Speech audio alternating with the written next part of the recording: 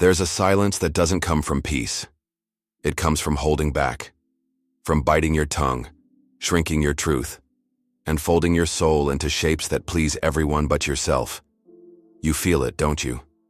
The quiet ache of being too tolerant for too long.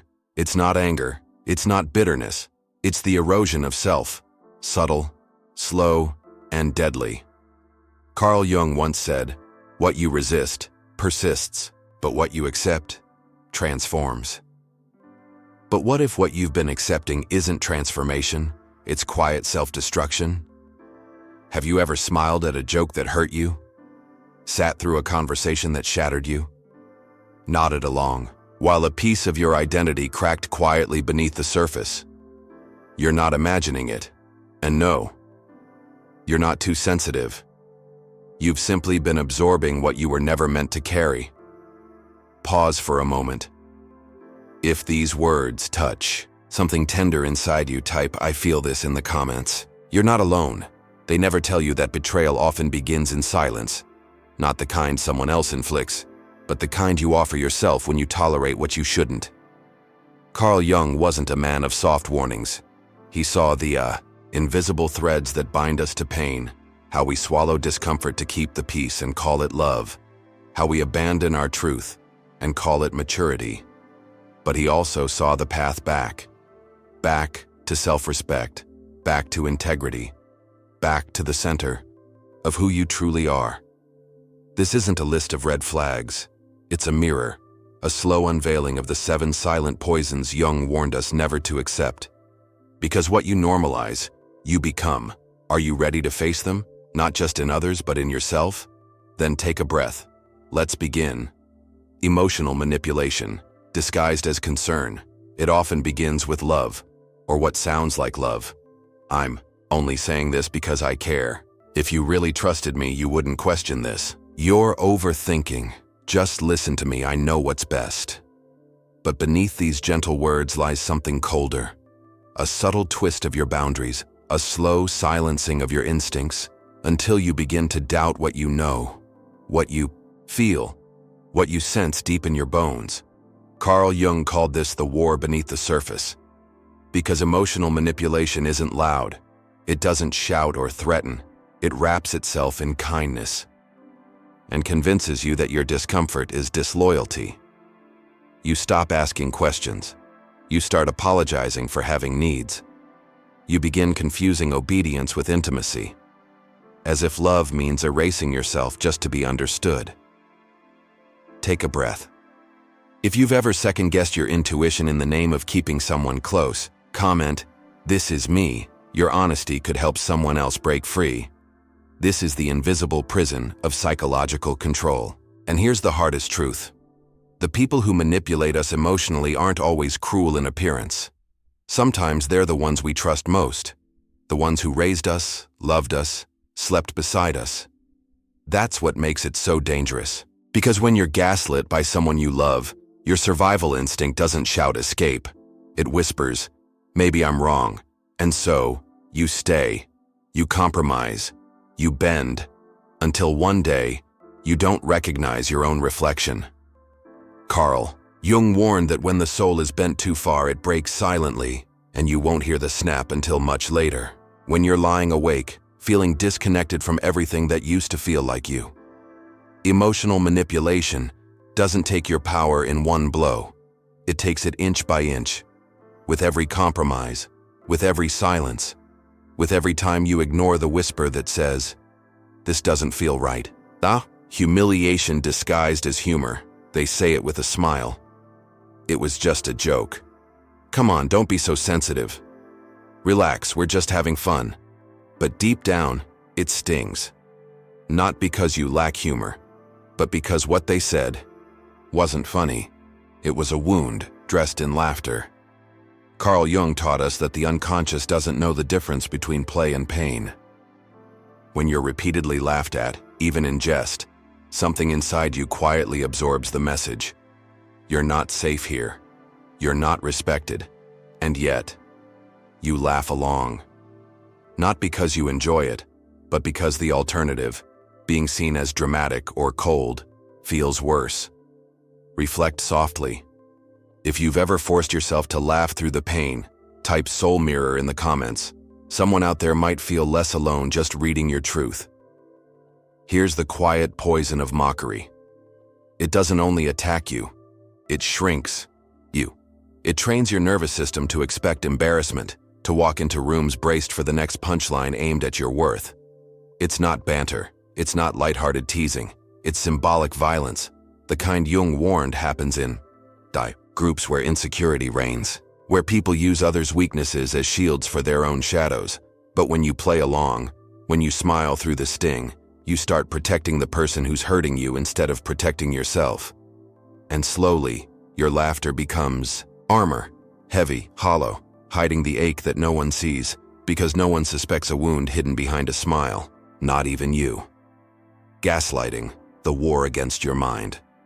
It starts subtly, a strange look after you express how you feel, a calm voice saying, "That never happened." You're imagining things. You're being too dramatic. At first you question the situation, then your memory, then yourself. This is gaslighting, not just manipulation, but psychological erosion. Carl Jung called it the betrayal of the inner voice. When your truth is doubted so many times, you begin to silence it on your own. You no longer trust your gut. You second-guess your memories. You feel something deeply, but can't name it because someone else has replaced your clarity with confusion. Pause with care. If you've ever felt like your feelings were dismissed or rewritten, share in the comments. You're not imagining it, and you're not the only one. Gaslighting isn't always about control. Sometimes it's about comfort for the one doing it. They'd rather twist your reality than face their own shadow. And that's the cruelty of it. Because while they preserve their image, you slowly dismantle your identity. What you once knew, what you once felt certain about, becomes fog. You adapt to the fog. You live in it. And after a while, you forget that clarity was ever possible. Carl Jung warned that when you disconnect from your inner compass, you become susceptible to the projections of others. You stop living from yourself and start existing through someone else's narrative. Gaslighting is not just harmful, it is spiritual theft, a quiet undoing of your sense of self until you become a stranger to your own soul. And yet, so many endure it because they'd rather doubt themselves than risk losing someone else. But here's the truth. If someone requires your silence, your uncertainty, and your self-betrayal to stay connected to them, that's not a relationship. That's erasure. Emotional invalidation. When your pain is treated like noise, you finally speak up. You say, "That hurt me," or "I'm feeling overwhelmed." And what do you hear back? "You're always so emotional." It's not that serious. You're making something out of nothing, and just like that, your emotions are folded into silence. Not because they were wrong, but because someone else decided they were inconvenient. Carl Jung believed that when we repress what we feel, our psyche doesn't forget. It simply hides the pain until it finds another way to express it. Anxiety, restlessness, fatigue without cause, anger with no clear target. Because feelings don't vanish, they rot. Take a breath. If you've ever felt dismissed for feeling deeply, type "I feel this" in the comments. Your feelings were never too much, they were real. Emotional invalidation is the quiet cousin of gaslighting. It doesn't deny what happened. It simply tells you it didn't matter, that you shouldn't matter, at least not enough to make someone uncomfortable. So you stop sharing. You become careful, polished, pleasant, and you think you're managing your emotions, but really you're burying them. And with them, you bury your aliveness. Carl Jung saw this fragmentation as soul loss. When a person cuts away so many parts of themselves just to be accepted, they eventually forget what wholeness even feels like. You weren't meant to be manageable. You were meant to be real, and your emotions, raw, vulnerable, imperfect, are not flaws. They are signals. They are sacred. And when someone tells you otherwise, what they're really saying is this: I don't have the capacity to meet you where you are.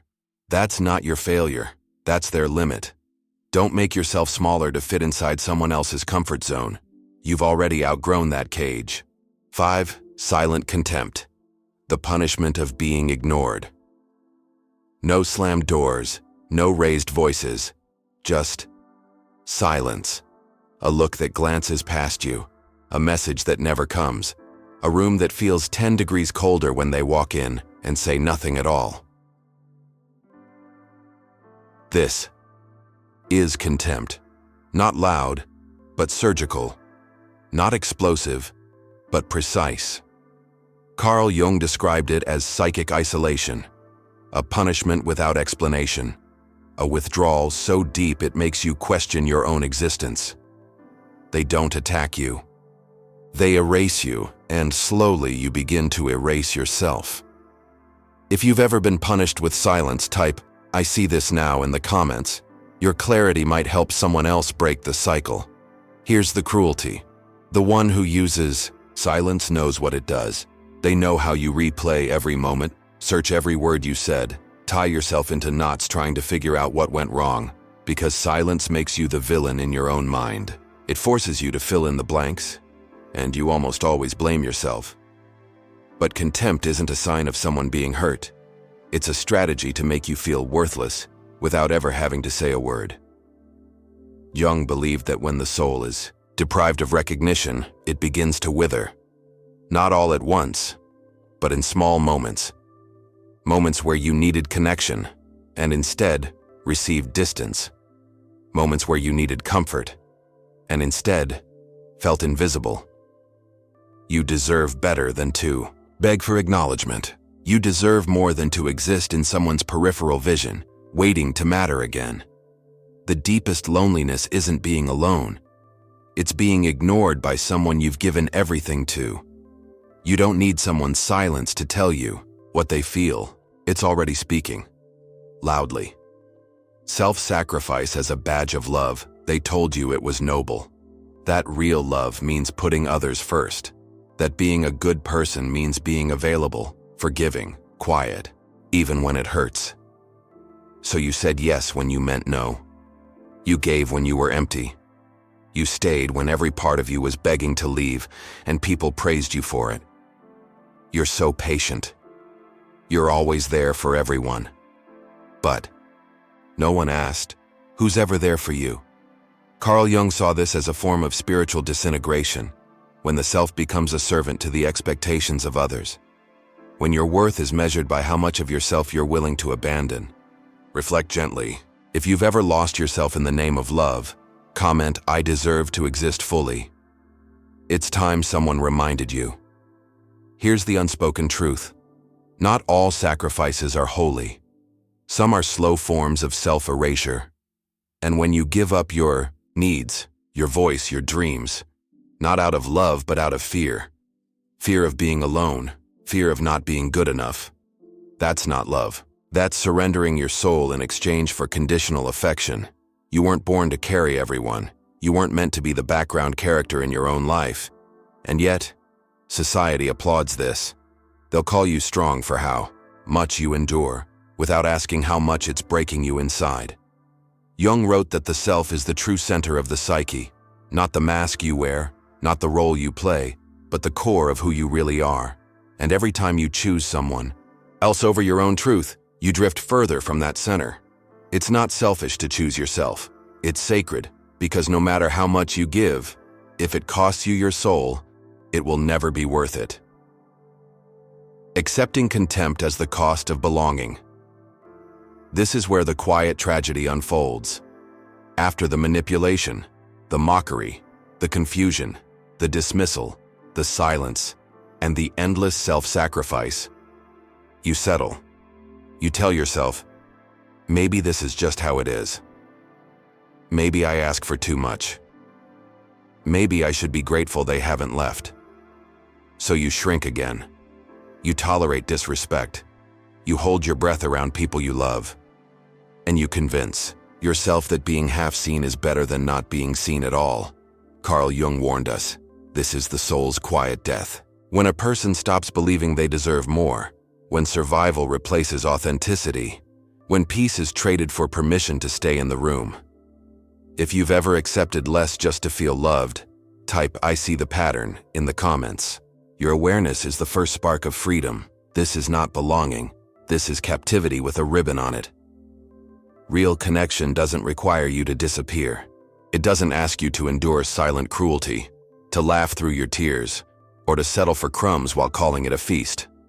Jung called this a psychic fracture, the moment when the spirit no longer struggles, because it no longer believes. It's worthy of wholeness, but here's what they never tell you.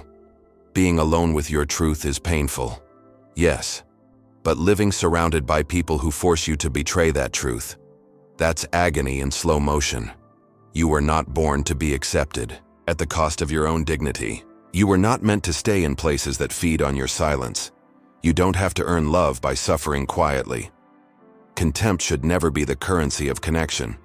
And if someone makes you feel invisible, just so you can feel included, then they're not your people, they're your prison. Carl Jung believed the journey back to the self begins the moment you say, "I will no longer trade my soul for approval." If you've made it here, beyond the silence, the pain, the weight of everything you've allowed, then you already carry the spark that Jung believed could change a life. Awareness. You see it now. Not just what they've done, but what you've accepted. What you've explained away. What you've tolerated because love once looked like pain and safety once sounded like silence. But let me tell you something gently, and I want you to really hear it. You are not hard to love. You are not asking for too much. You are not dramatic, sensitive, selfish, or broken. You are simply waking up. Breathe. And if something stirred deeply inside you today, type "I'm waking up" in the comments. This space is yours, to be seen, to be felt, to be whole. Carl Jung once wrote, "The privilege of a lifetime is to become who you truly are. And who you truly are does not have to apologize for existing, does not have to explain away pain, does not have to carry the burden of everyone else's shadows just to be called good, kind, or worthy. You deserve to walk into a room without shrinking, to speak without rehearsing how to make it more palatable, to feel without justifying, to love without dissolving, and most of all, that you deserve to belong to yourself. Not the version of you shaped by fear or sacrifice, but the real one, the quiet knowing, the bold heart, the you who has always been waiting beneath all the noise. This is not just a video, this is a mirror, a moment, a beginning. Because once you see what you've been tolerating, you can no longer unsee it. And from that moment on, everything starts to change.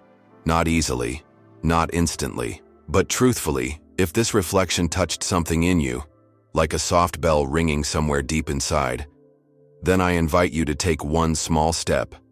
Like this video. If it spoke to your soul, share your story in the comments. Your truth might be the light someone else needs. Subscribe for more reflections like this. No noise, no fluff, just truth. And if someone came to mind while watching, send this to them. Sometimes healing begins with a whisper of, "I see you." The world doesn't need a louder version of you. It needs a truer one. And now that you've remembered who that is, don't forget again. We'll be here. Every time you need a mirror. Every time the shadows rise. Until you finally see, you were never too much. You were just becoming whole.